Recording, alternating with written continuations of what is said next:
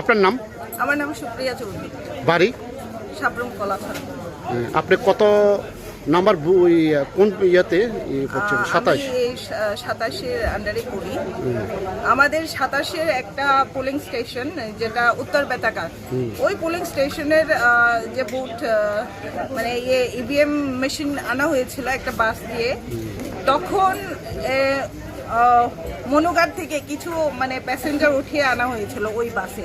তা আমরা সেটার প্রতিবাদ করি যে এটা তো প্যাসেঞ্জার গাড়ি নয়, এটা বুটের গাড়ি, এখানে তো প্যাসেঞ্জার যে কোনো প্যাসেঞ্জারকে আনা যায় না। আপনাকে কারা আমরা প্রতিবাদ করাতে ওনারা আমাদের উপর লাঠিচার্জ করে।